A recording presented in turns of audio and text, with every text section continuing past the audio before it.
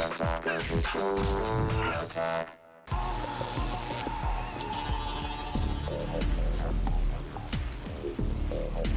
And gentlemen, Christopher Hardwick! Hey, you guys. What's happening, people? You want to talk about this thing? Vizio has earned a reputation for making affordable HD TVs that still look great. Here's the latest in their XVT series and a viewer-requested Gadget Prom. Vizio is out to prove their televisions stand up with the best of them, even though they're half the price. And the XVT series is the best yet. With a 50,000 to 1 dynamic contrast ratio and 120 Hz refresh rate, this 1080p display yields amazing amounts of detail. Plus, the SRS True surround speakers immerse you in sound, stimulate your eyes and the economy for $1,800. That's right. This 55-incher, definitely impressive. Ton of inputs, which we love on the MySpacers and on the TVs. Yep. 4 HDMIs, 2 component inputs, plus another HDMI on the side. All that said, though, because they're cramming it all in there, it's not exactly thin or stylish. So, do you think the design is just too bulky for the living room, Chris?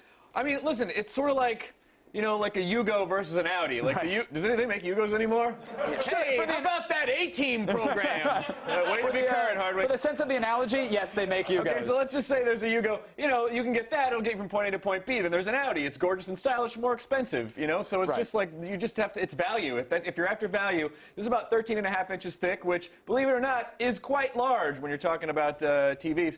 The giant silver speaker bar this thing is down here, like a little on the garish side. Oh my! Yeah, exactly. Yeah, it is. And look, I understand the trade-off of style versus, you know, price point, but it doesn't have to look cheap necessarily. They could have sprayed that back. I'm just saying. I guess so, maybe. With Vizio, you do get a lot of TV for your money. You get a 1080p display, 120 Hz refresh rate, which supposedly eliminates motion blur. That. Yeah. I mean, are these features, we'll get to that, implies that they're maybe not up to par with the Sonys and the Samsungs of the world. You're very intuitive, Kevin Pereira. Not quite. You know, when turned on, the smooth motion video technology introduces a lot of artifacting, which is basically where you're seeing frames left from the last frames being pulled into the current frame. It's like streaming video on the net and it misses a keyframe. Yeah, that's right. So it shows up like motion blur. You usually see it around the edges of moving objects or people, and you get these weird digital squares that make it look like the image is breaking up or kind of wobbly. And overall, it's not the best 120 Hz refresh rate we've seen, and it becomes a little distracting. You can't turn that feature off. You can't turn that feature off. All right, well, that's cool. Yeah. But now the moment of truth,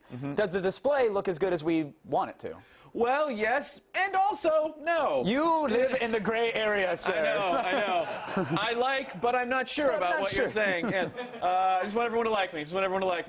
Listen, even though the dynamic contrast ratio is 50,000 to 1, blacks are really pale and colors are kind of dull at some times. And then, hey, surprise, brighter at others. You don't know when. You get to find out. You can discover it together. It's a media surprise. Hey, what am I getting this time on the spectrum? Picture. Oh, well. Like I said, it does the job, but it just doesn't compare to the better displays that we've seen. Okay, well, $1,800 is definitely affordable for a 55-inch LCD. Is it worth it, though? Almost! Oh, there it is! Can it get any grayer? Somewhere right in between. Yeah. Let's just send it right in there. Listen, if you're on a budget and you really need a TV because someone's holding your family hostage and you're like, all right, giant TV, and you're like, all right, man, just don't shoot them, then you have a lot of money, then you can't beat the Vizio. The problem is you can get a slightly smaller 52-inch Samsung or Sony for only about $300 more. So, you know, it just sort of depends. There. All right, but for the size, the price, what's the rating? What are we talking? 3.5 out of 5. It's almost a buy. The price is definitely affordable, but I think if you do a little hunting, you might find a slightly smaller TV with a better display for around the same price. I think everybody still loves you, Chris. I hope so. I think they do. I love you guys. Oh, we love the Nerdist. Yeah, that is it for today. That's all for Gadget Prime. But if you have a gadget you'd like to see us rate, log on to g4tv.com/reviewthis.